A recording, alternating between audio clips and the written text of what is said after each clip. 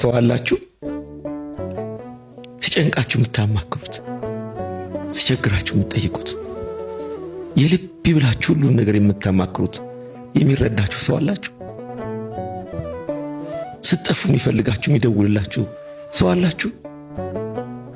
ከምትውሉበት ከምትሰሩበት ከምታዩበት ቦታ ስትጠፉ ይጠፋችሁ ብሎ የሚፈልጋችሁ ሰው አላችሁ? እውነት ሰው አላችሁ? ካላችሁ እድለኛ ናችሁ። ፈጣሪያችሁን አመስግኑ። ሰው ለሰው መድኃኒቱ ነው።